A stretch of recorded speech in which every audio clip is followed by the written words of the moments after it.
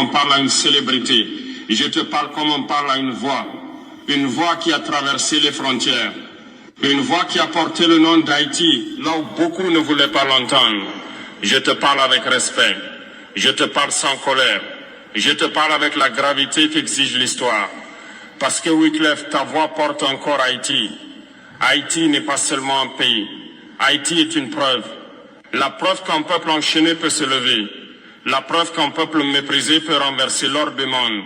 La preuve que la liberté noire n'a jamais été un cadeau mais une conquête. Et depuis plus de 2 siècles, le monde fait semblant d'avoir oublié ce que Haïti a payé pour cette liberté. Wyclef, quand tu as chanté, tu n'as pas seulement chanté pour divertir. Tu as chanté pour rappeler au monde que Haïti existe, que le peuple haïtien pense, qu'il crée, qu'il résiste. Ta musique a été une porte ouverte, là où les portes étaient fermées. Et c'est précisément pour cela que je te parle aujourd'hui. Parce que l'histoire ne demande pas seulement ce que nous avons fait. Elle demande aussi ce que nous avons osé dire quand le silence devenait confortable. Et Haïti vit un temps où le silence est plus dangereux que le bruit. Regarde Haïti, mon frère. On ne lui a pas laissé le droit de se reconstruire tranquillement. On ne lui a pas laissé le droit de respirer. On ne lui a pas laissé le droit de se relever seul. À chaque fois qu'elle tombe, le monde analyse. À chaque fois qu'elle saigne, le monde commente. Mais quand elle parle, le monde détourne le regard. Et pourtant, Haïti n'est pas faible. Haïti est épuisé. Épuisé par des siècles de punition pour avoir été libre trop tôt. Épuisé par des systèmes imposés qui ne servent pas son peuple. Épuisé par les regards extérieurs qui parlent sur Haïti, mais rarement avec Haïti. Wyclef, je sais ce que c'est que de porter un peuple sur ses épaules. Je sais ce que c'est que d'être observé, jugé, interprété. Je sais ce que c'est que de parler et de voir ses paroles déformées. Mais je sais aussi une chose. Quand une voix devient grande, elle n'appartient plus seulement à celui qui parle. Elle devient un outil de mémoire. Elle devient un repère. Elle devient une responsabilité. Je ne suis pas venu te demander d'être un homme politique. Je ne suis pas venu te demander d'être un chef. Je ne suis pas venu te demander d'être parfait. Je suis venu te rappeler ceci. Fraternellement, ta voix porte encore Haïti. Et quand une voix porte un peuple, elle peut soit éclairer le chemin, soit se taire au moment où la nuit devient trop épaisse. Le peuple haïtien n'attend pas des slogans. Il n'attend pas des promesses. Il n'attend pas des sauveurs. Il attend une chose simple, qu'on ne l'oublie pas quand il dérange, qu'on ne l'abandonne pas quand il ne fait plus rêver les caméras. Wyclef, je te parle aussi au nom de la diaspora haïtienne. Ces femmes et ces hommes qui ont quitté la terre, mais jamais l'âme, qui travaillent en silence, qui envoient ce qu'ils peuvent, qui portent Haïti dans leur accent, dans leur mémoire, dans leur dignité. Eux aussi t'écoutent encore.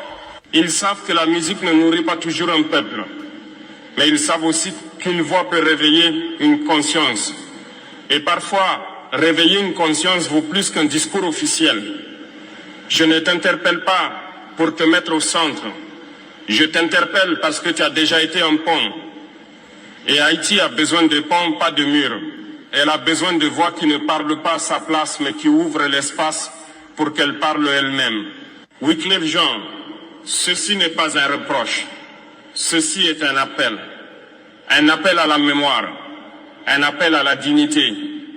Un appel à ce lien invisible entre la culture et la conscience. Parce que l'histoire avance, qu'on le veuille ou non. Et quand elle se retournera pour demander qui a tenu la flamme, quand le vent soufflait fort, je sais que ton nom sera encore prononcé. La question est simple, mon frère. Comment ta voix porte encore Haïti? Que portera-t-elle demain, Wyclef? Pour comprendre Haïti aujourd'hui, il faut avoir le courage de regarder l'histoire sans mensonge. Pas l'histoire racontée dans les manuels confortables. Pas l'histoire résumée en quelques dates sans âme.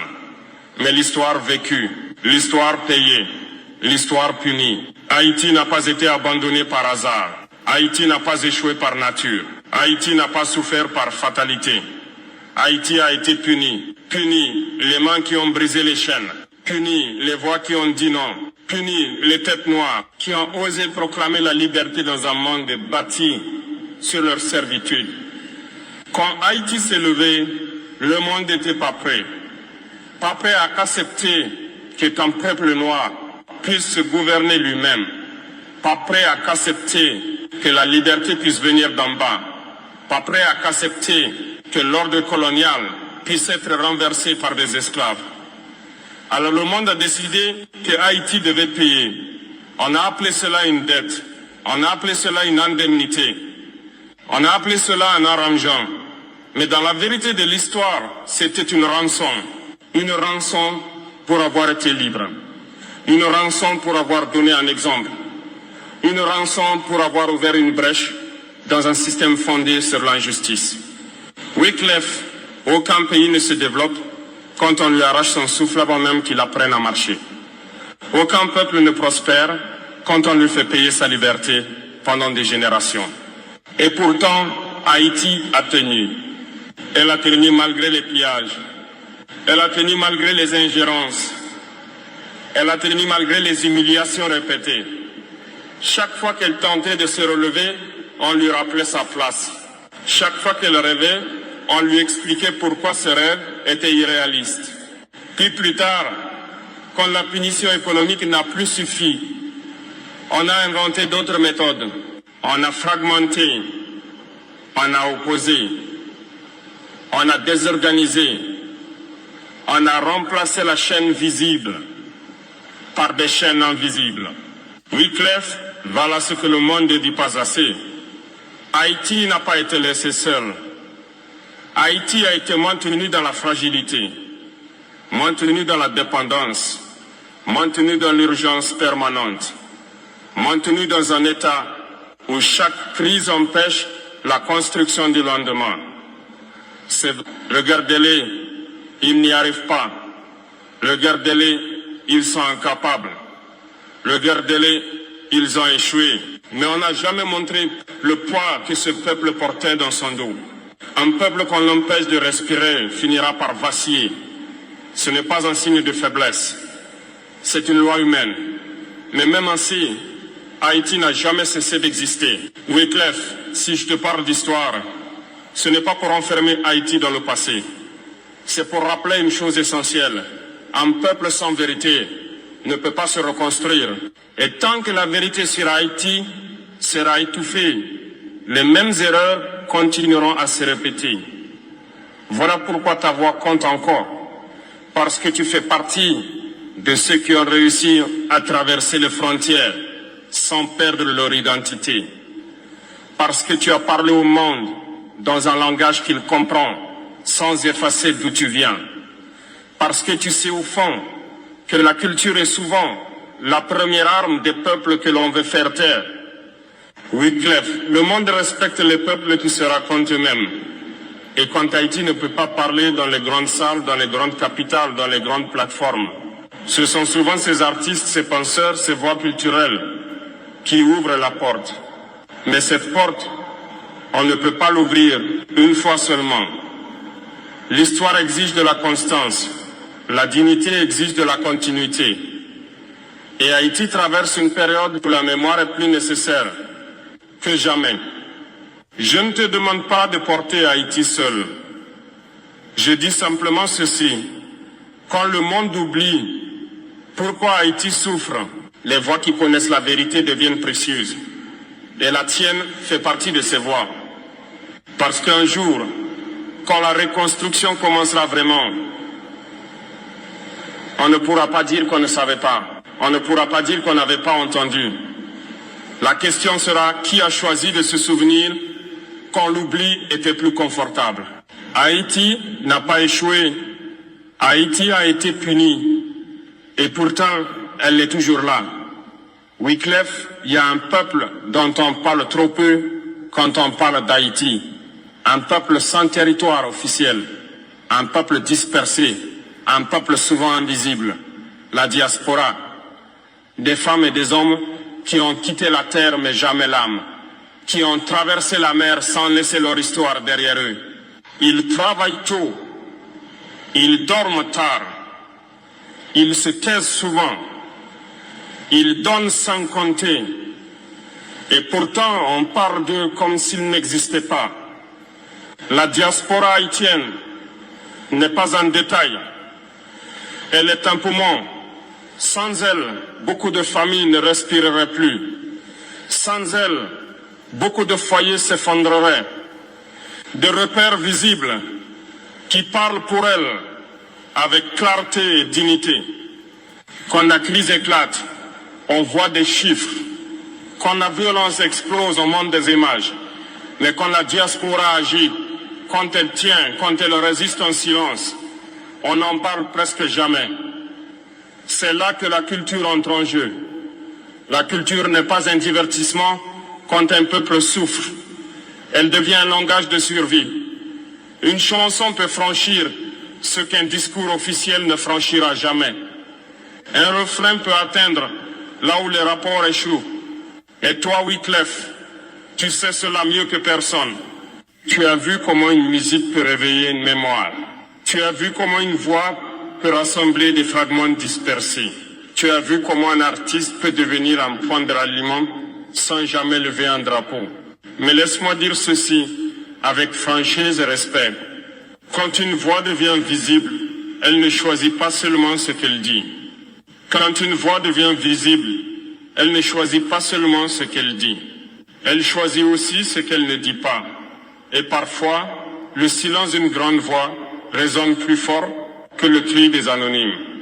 Je ne te parle pas d'obligation morale abstraite. Je te parle d'un fait humain. Quand un peuple souffre longtemps, il cherche des voix qui lui ressemblent et qui ne le trahissent pas.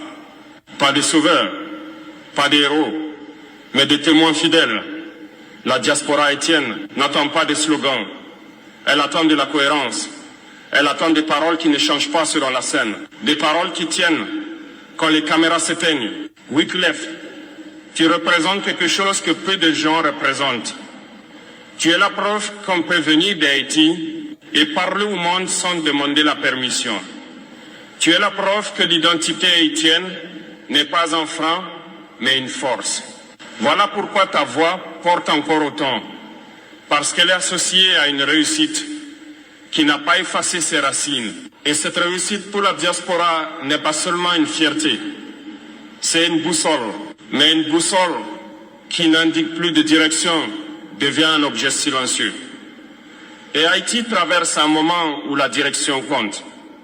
Pas une direction politique, pas une idéologie, mais une direction morale, celle qui dit clairement que la dignité d'un peuple n'est pas négociable. Je ne te demande pas de parler à la place d'Haïti. Je te demande de laisser la porte ouverte, de rappeler au monde que la souffrance haïtienne a des causes, pas des excuses. Je te demande de rappeler que la diaspora n'est pas une fuite, mais une extension du peuple. Quand tu parles Wyclef, beaucoup écoutent sans même s'en rendre compte.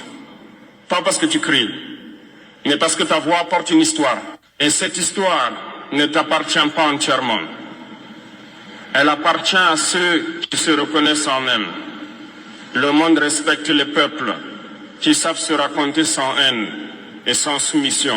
Et quand Haïti est mal raconté, la diaspora en paie le prix chaque jour, dans les regards, dans les préjugés, dans le silence. Voilà pourquoi je te parle, non comme un accusateur, mais comme un frère conscient du poids de l'histoire. Ta voix porte encore Haïti, et tant qu'elle portera Haïti, elle portera aussi la responsabilité de la vérité. La culture n'est pas neutre. Quand elle parle juste, elle libère. Quand elle se tait trop longtemps, elle laisse l'injustice parler. Wyclef, il faut avoir l'honnêteté de le dire. Si tant de voix se taisent, ce n'est pas toujours par indifférence. Parfois c'est par pression, parfois c'est par fatigue, parfois c'est par peur. Quand une voix devient visible, elle n'est plus libre comme avant. Chaque mot est interprété, chaque silence est commenté, chaque prise de position devient un risque. Alors beaucoup apprennent à parler sans dire, à dire sans déranger. a existé sans troubler l'ordre établi. Le monde aime les artistes quand ils chantent sans déranger. Il les célèbre tant qu'ils ne rappellent pas les vérités inconfortables. Mais dès qu'une voix touche à l'histoire, à la responsabilité, au pouvoir, le regard change, la pression commence. Wyclef, je sais que tu connais cette pression. La pression de rester acceptable, la pression de rester invité, la pression de rester audible sans devenir dérangeant. C'est une cage invisible et beaucoup s'y habituent. On te dira, ce n'est pas le bon moment, ce n'est pas le bon ton, ce n'est pas ton rôle. On te dira de choisir la musique, mais pas le message, l'émotion, mais pas la vérité. Et pourtant, les peuples opprimés savent une chose, le bon moment n'arrive jamais tout seul. Il est toujours créé par ceux qui osent parler quand le silence est plus confortable. Il existe une autre tentation plus subtile encore, la récupération. Quand la souffrance d'un peuple devient un symbole utile, quand sa douleur devient un décor, quand son histoire devient un slogan, on invite les voix visibles à représenter sans déranger, à symboliser sans dénoncer, à émouvoir sans transformer. Alors certains acceptent, pas par trahison, mais par lassitude, parce qu'il est épuisant de toujours résister, parce qu'il est épuisant de toujours expliquer, parce qu'il est épuisant de porter un peuple dans un monde qui préfère l'oubli. Mais voici la vérité, Wyclef, que peu osent dire clairement. Quand une grande voix, c'était trop longtemps, d'autres voix parlent à sa place. Et ces voix-là n'aiment pas Haïti. Elles aiment le récit qui les arrange. Elles racontent Haïti comme un échec, comme un chaos naturel, comme une fatalité. Elles effacent les causes, elles effacent la punition, elles effacent la responsabilité historique. Et le silence des voix légitimes leur laisse le champ libre. Je ne te dis pas que parler est facile. Je te dis que ne pas parler a aussi un prix payé par les anonymes, par les familles, par la diaspora qui se bat chaque jour contre les caricatures. Wyclef, je ne te demande pas d'être en colère, je ne te demande pas d'être radical, je te demande simplement de ne pas laisser le silence être interprété comme un accord, parce que l'histoire ne distingue pas toujours le silence prudent du silence complice. Elle observe, elle note, elle se souvient, et quand demain on demandera où étaient les voix quand Haïti s'enfonçait dans l'incompréhension mondiale, la réponse ne devra pas être « elles avaient peur ». Je sais que parler expose, mais je sais aussi qu'une voix juste protège plus qu'elle ne détruit. Elle protège la mémoire, elle protège la dignité, elle protège la vérité. Wyclef, ta voix n'est pas obligée de tout porter, mais elle peut empêcher que le mensonge devienne officiel. Elle peut rappeler au monde que Haïti n'est pas un problème, mais une conséquence. Et parfois cela suffit. Un mot juste au bon moment peut changer une perception. Une phrase claire peut fissurer un récit dominant. Le silence protège parfois l'individu. La parole protège parfois le peuple. L'histoire, elle, ne protège personne. Wyclef, nous arrivons au terme de ces paroles, mais pas au terme de la responsabilité. Car un discours peut finir, mais la mémoire, elle, continue. Je t'ai parlé de l'histoire, non pour l'enfermer dans le passé, mais pour l'empêcher d'être répétée dans l'oubli. Je t'ai parlé de la diaspora, non pour la glorifier sans exigence, mais pour lui rendre sa place légitime. Je t'ai parlé de la jeunesse, non pour la rassurer avec des illusions, mais pour lui transmettre une vérité qui libère. Et maintenant, je te parle de l'avenir, pas l'avenir abstrait, pas l'avenir rêvé, l'avenir réel, celui qui se construit par des choix simples et constants. L'avenir d'Haïti ne dépendra pas d'un homme. Il dépendra de la fidélité collective à une dignité ancienne. Une dignité qui ne s'achète pas, qui ne se négocie pas, qui ne s'oublie pas. Wycliffe, les peuples ne demandent pas que leur voix visible soit parfaite. Ils demandent qu'elle soit fidèle. Fidèle à la vérité quand elle dérange. Fidèle à la mémoire quand elle fatigue. Fidèle à la dignité quand elle coûte. Haïti ne réclame pas des promesses nouvelles. Elle réclame que l'on n'efface pas ce qu'elle a été pour mieux comprendre ce qu'elle peut devenir. Quand tu parles, le monde écoute parfois distraitement. Mais Haïti, elle, écoute toujours avec attention parce qu'elle reconnaît les voix qui n'ont pas rompu le lien. Je ne te demande pas de porter Haïti seul. Je te demande de ne pas rompre le fil. Ce fil fragile qui relie la mémoire à l'avenir, la culture à la conscience, la réussite individuelle à la responsabilité collective. Car un peuple qui garde ce fil vivant ne disparaît jamais. Il traverse, il résiste, il se transforme. Wycliffe, un jour viendra où les tempêtes se calmeront. Un jour viendra où Haïti parlera avec plus de stabilité, plus de force, plus de sérénité. Et ce jour-là, on se souviendra de ceux qui n'ont pas détourné le regard quand la nuit était longue. On se souviendra de ceux qui ont parlé sans haine, de ceux qui ont expliqué sans humilier, de ceux qui ont aimé sans posséder. L'histoire ne demande pas des héros permanents, elle demande des consciences constantes. Alors je termine par ces mots simples, mais lourds de sens. La mémoire est un serment, la dignité est une direction, et la fidélité est un choix quotidien. Wycliffe Jean, ta voix a porté Haïti, elle la porte encore. Que demain, elle porte aussi la clarté, la fidélité et l'avenir. Nous là, aujourd'hui, demain, toujours. Demain, toujours. Président Ibrahim, te font-il parler avec Wycliffe? Nous pas penser que Traoré puis Haïtien passé Wycliffe. Wycliffe c'est business, c'est la défendre en Haïti. Côté au café marijuana dans la plaine.